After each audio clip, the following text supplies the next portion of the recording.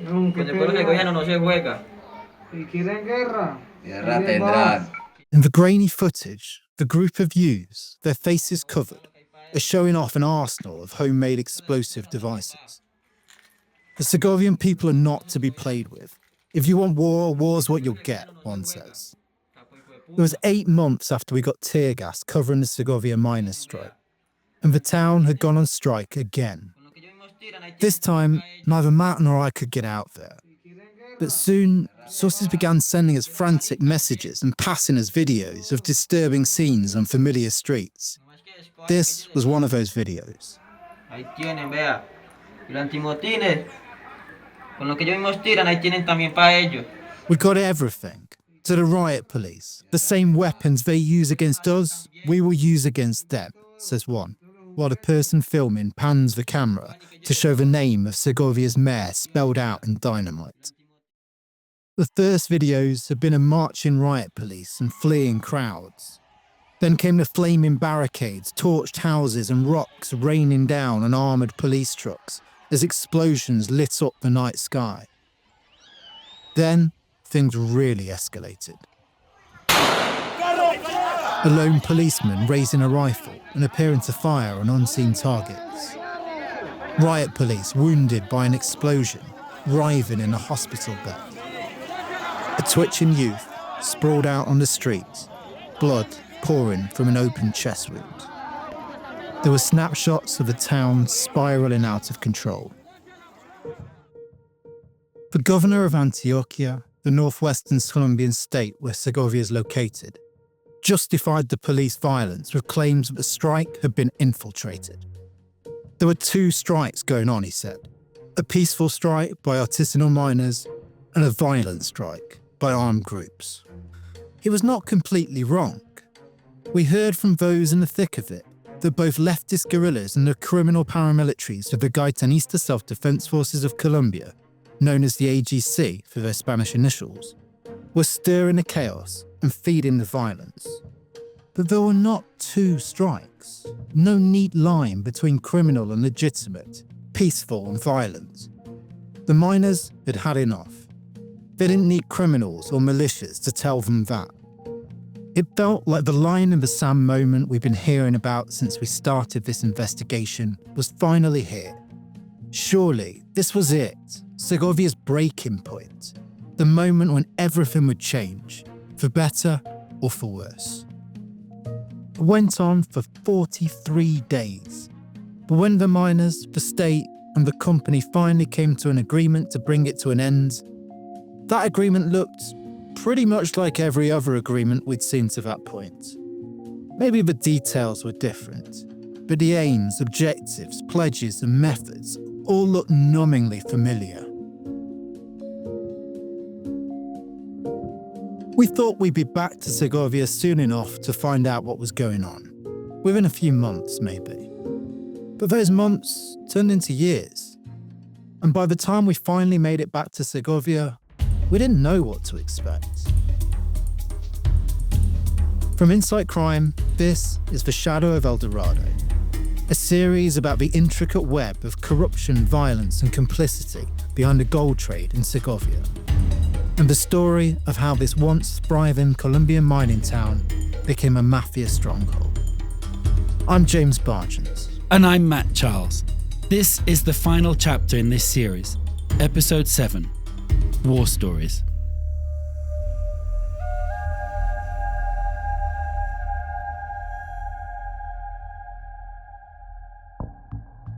The first thing we saw on the mountain road descending into town was a landscape that had been transformed.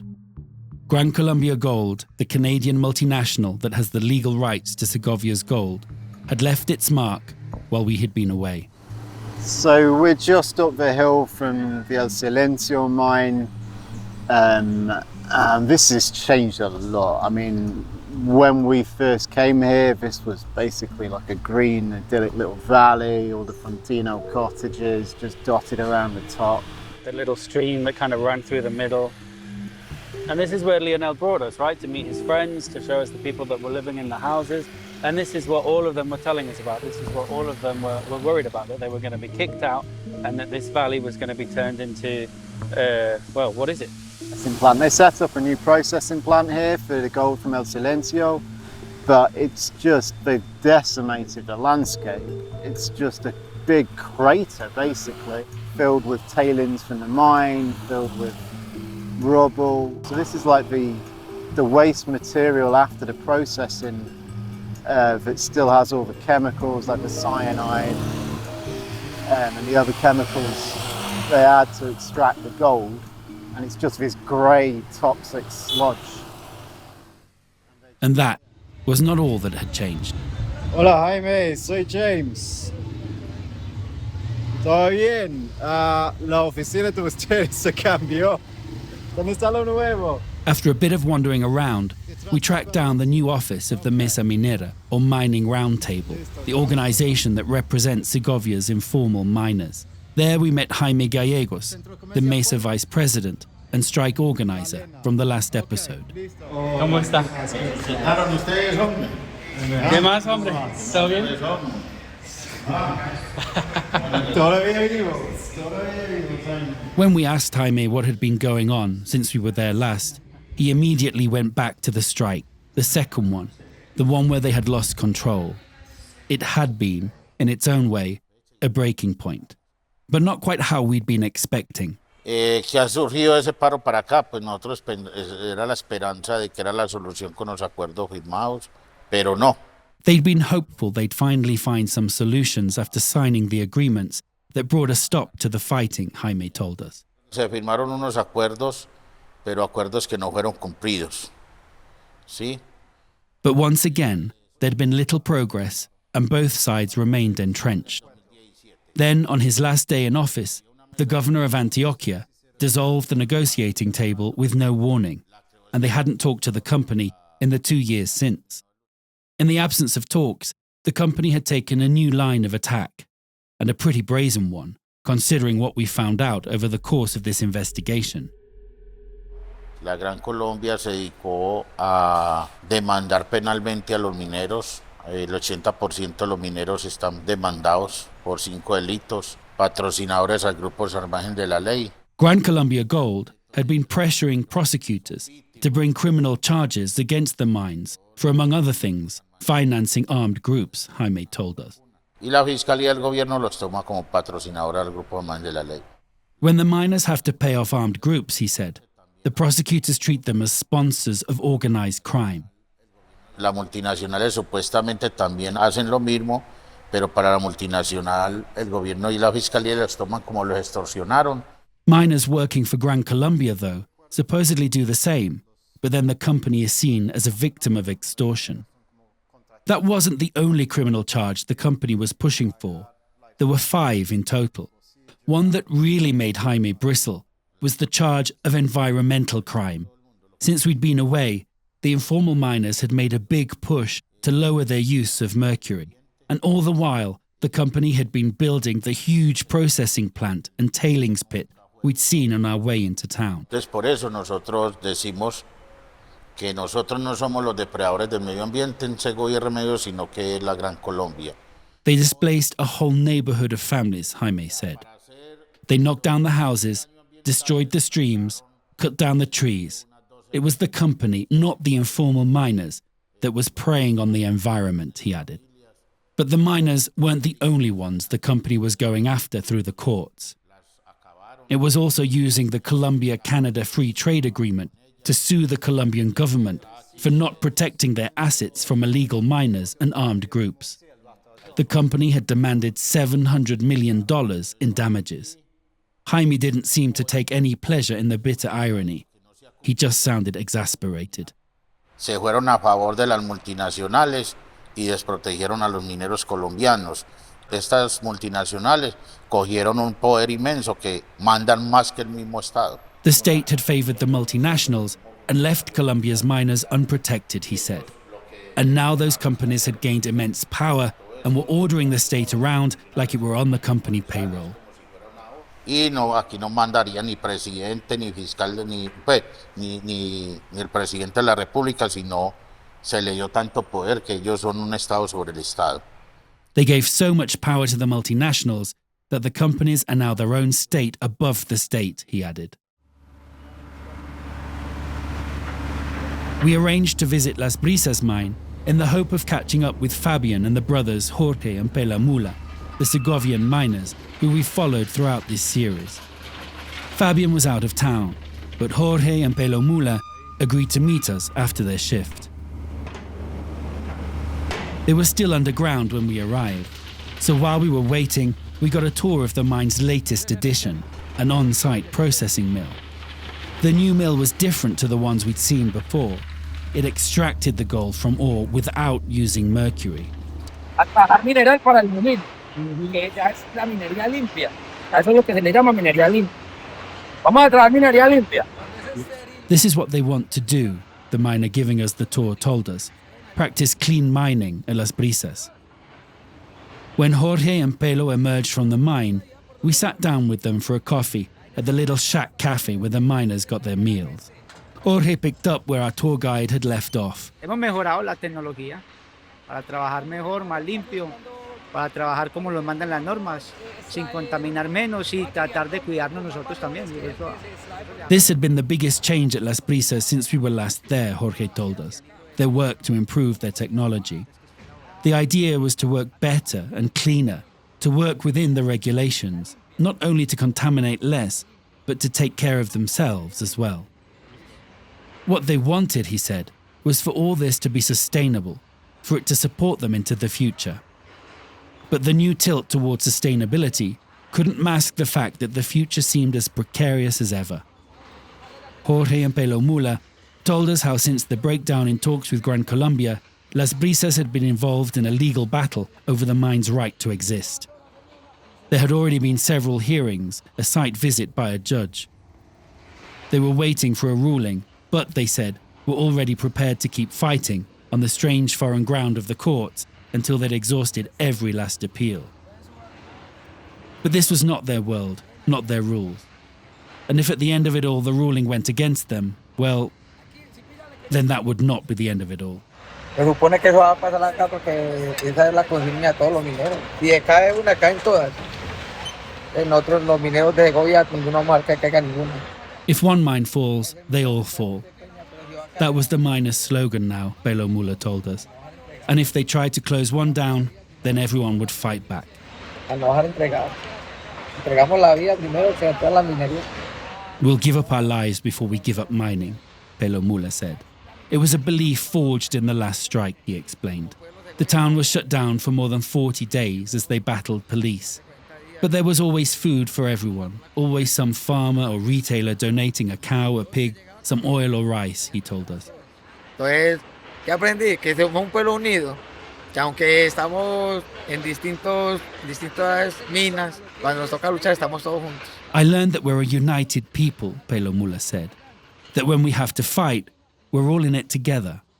But the battle with Gran Colombia was not the only conflict we wanted to ask them about. Since we were last there, yet another gold war had broken out.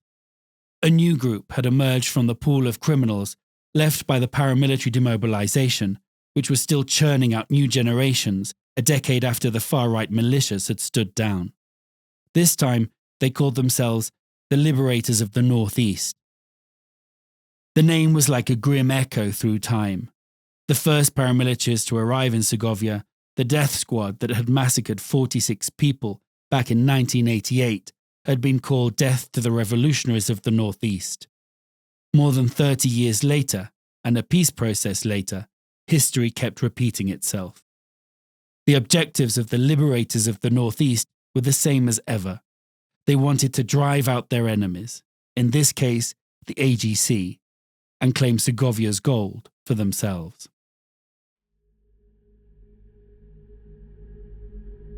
The fighting had not been as intense as previous rounds, certainly not reaching the horrifying peaks of the AGC's war with the Rastrojos, which we covered earlier in the series.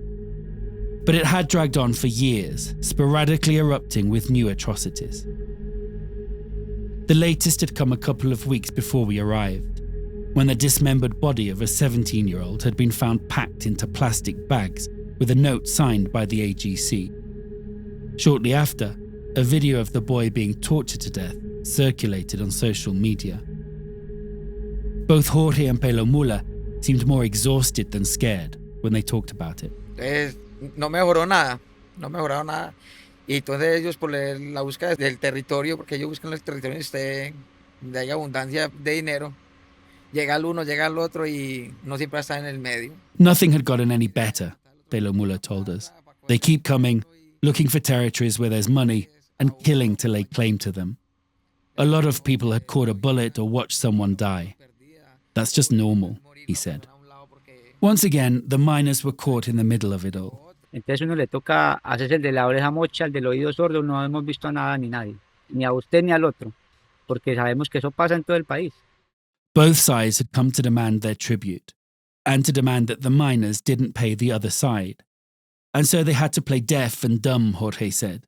They saw nothing, not one side nor the other, because they know all too well what happens to people who talk about what they have seen in Colombia. It was clear to us that both Segovia's social conflict and its criminal conflict had entered new cycles.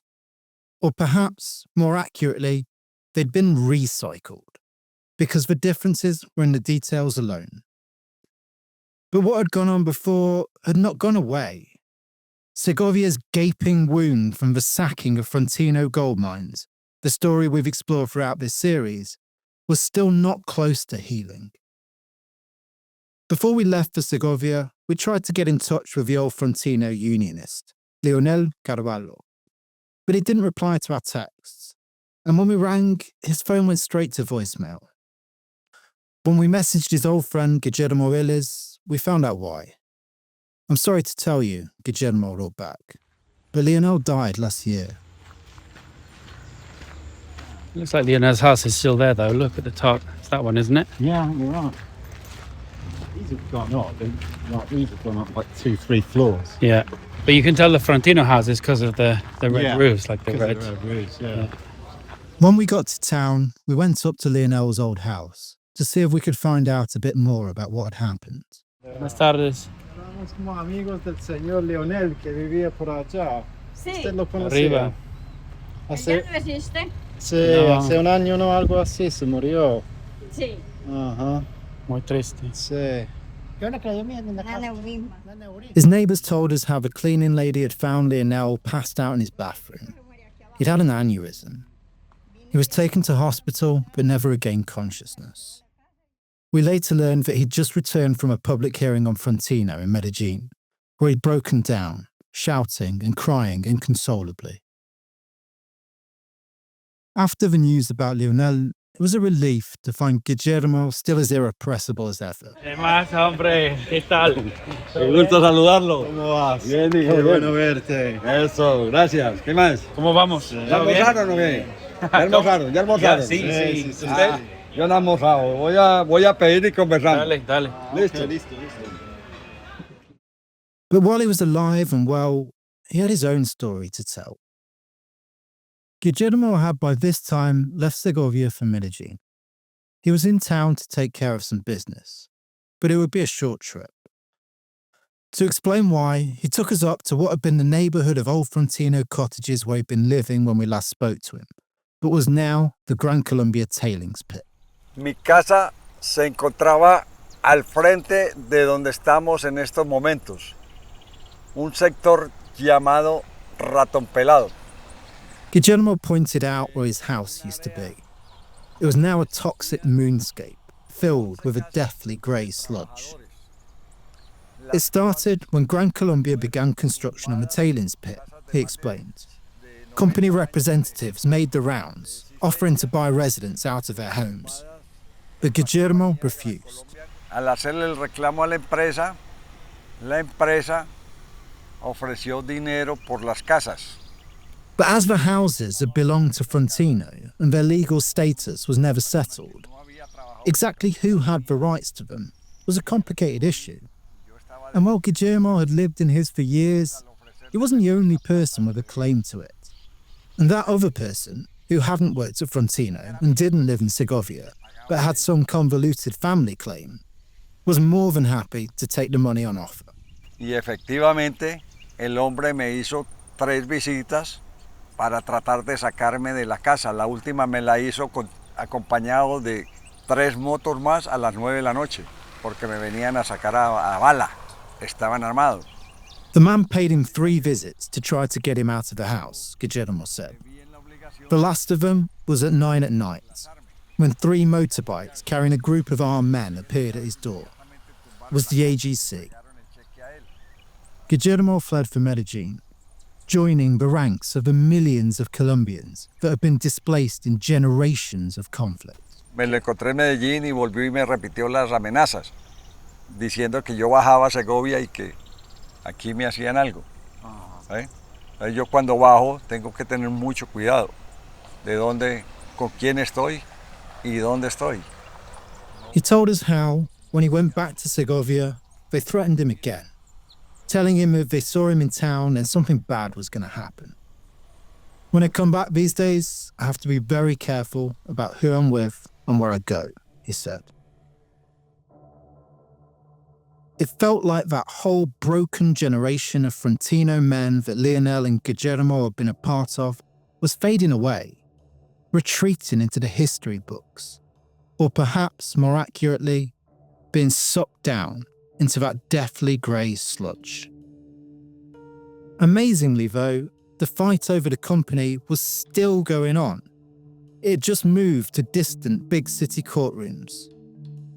To hear about that, we headed back to Medellin to check in with another of the old Frontino men, former Frontino General Manager Mario Piedrahita, who we met back in episode 3, when he talked us through the boxes and boxes of documents he'd accumulated over his years in the struggle.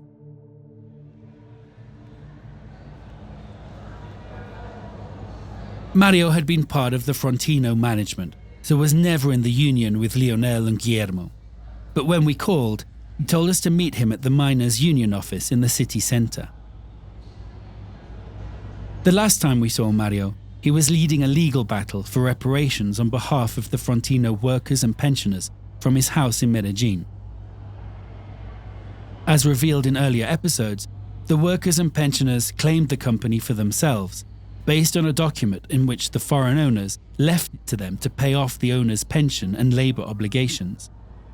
But those promises were never fulfilled, and instead, the company was liquidated and its assets sold off to Gran Colombia Gold. When we asked him how the case was going, he chuckled. "Let me tell you about that movie," he said. Le contamos esa película.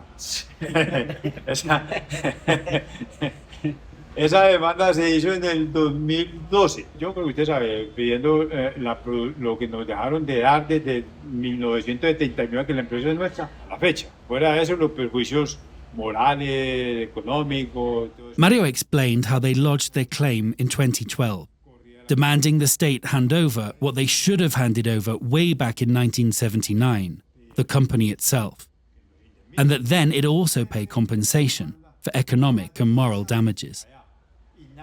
After hearing nothing back for nearly a decade, Mario and the union launched a barrage of legal filings, trying to provoke a response. Their lawyer warned them not to, Mario said, saying they'd annoy the judges into ruling against them, but they decided after 10 years of silence, they had little to lose. What happened next was eerily similar to their previous efforts to reclaim the company through the courts over a decade before, which we detailed in episode 4. First, they got shunted between different courts, bouncing between jurisdictions. Then, their case was thrown out on a technicality. Dicen que el sindicato no puede reclamar por los trabajadores. Que el sindicato no es el indicado para ¿para qué es un sindicato? Para hablar por sus trabajadores, para defender a los trabajadores. Although over 1,000 workers and pensions had authorized Mario to represent them in the case, their filings had been through the union, and the union, the court ruled, could not represent those workers, Mario told us. What's a union for then, Mario said, still exasperated after all these years. By this time, though, Mario and the union had already taken their complaint elsewhere. They filed a case with the International Court of Human Rights. And, in what felt was their best chance, they'd also filed a case with the Special Jurisdiction for Peace, better known as the HEP. The HEP was born out of the 2016 peace agreement with the FARC guerrillas as a truth, justice and reparation mechanism. But its scope wasn't limited to the battles between the FARC and the state and its proxies. It was there for anyone who had suffered as a result of Colombia's conflict, and that included them. The Frontino story, they were saying, was a war story. Para nosotros es un tema de conflicto armado en Colombia, por lo que te decía ahora, que ellos se aprovecharon del exterminio de la UP para por ahí derecho exterminar a los dirigentes sindicales, a los trabajadores que estaban reclamando la empresa como propiedad. Mario explained to us why, listing many of the events we've explored throughout this series. The paramilitary campaign to exterminate leftists that began with the 1988 massacre, the killings of unionists, the invasion of the El Silencio mine by the paramilitary-backed mine robbers known as machuqueros, the warlord Macaco, and his belief he was going to buy the Frontino mines after demobilizing his forces, the handing out of mining contracts to paramilitary associates by a government-appointed liquidator who himself would later be convicted of being a paramilitary associate, and the rise of Macaco's aide, Julio Errazo, as the new company's biggest contractor. It was all part of the same plan, they were arguing. They, the paramilitaries, the war profiteers, Colombia's parasitic elites, were after the company, the crown jewel that was Frontino, he explained, and they had been the whole time. We asked why this was a case for a body essentially set up to investigate war crimes. Sí, porque es muy sencilla la respuesta. Lo que pasa es que en este caso de la Frontino está metido hasta las agallas del doctor Álvaro Uribe Vélez. Él fue el cerebro maquinador de todo eso. Because, Mario replied, of the man who was the mastermind of all of this, former President Álvaro Uribe. Uribe, he said, was in this up to the gills. As we've revealed in this series, Uribe's shadow falls across this whole sordid saga. It was Uribe's peace process that led to Macaco negotiating his Frontino deal, and Uribe who appointed Macaco's associate as his special presidential advisor on the liquidation process. When the sale of Frontino was faltering, it was Uribe's government who reached out to the investors working with Frank Gistra, a man Uribe had met through former US President Bill Clinton. And when the sale went through, it was Uribe's allies that got lucrative executive and board positions. Uribe is known in Colombia as a war president, the man who drove back the guerrillas at any cost. And this, Mario and the Frontino men were arguing, was part of that cost. Even if the ruling goes against them, though, Mario, the union, and what remains of the Frontino men will not let this go. Como que una rabiecita interna le va dando como así, pues que es que esto que es una cosa que es legal y que es lógica y por pura corrupción no se va a dar. They have this anger inside, he said, that this was pure corruption, and it's left people hungry, sick and dying without any recognition of their rights. That, Mario said, is what gives them the strength to continue.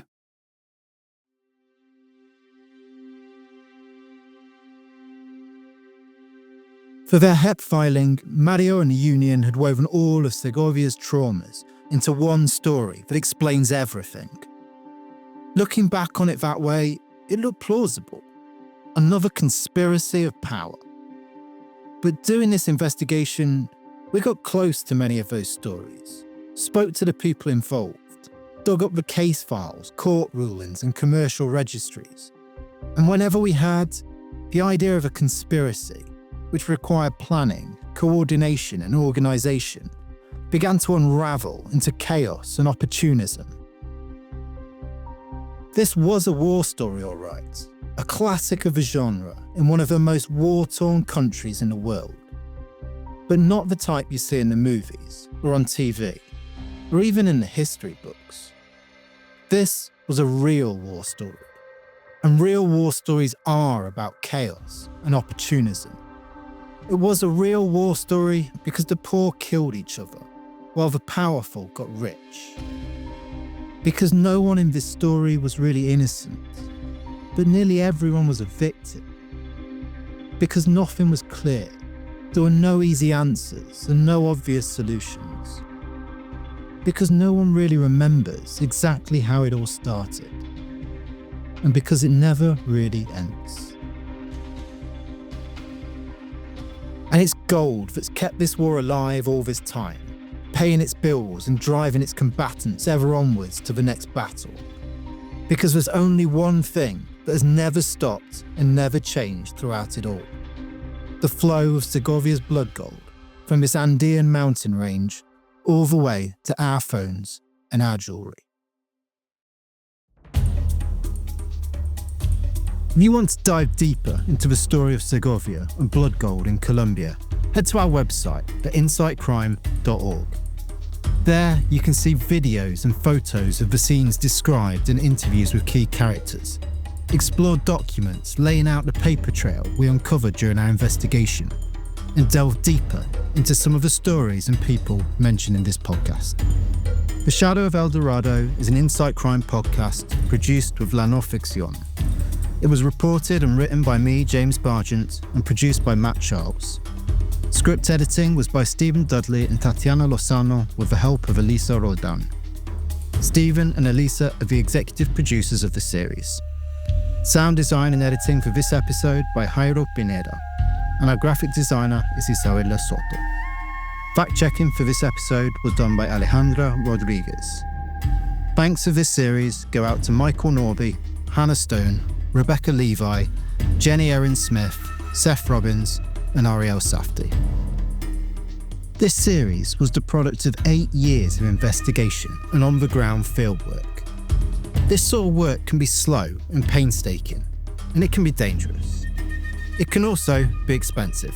If you want to help Insight Crime continue to produce in-depth investigations and analysis of organised crime, you can make a donation at insightcrime.org.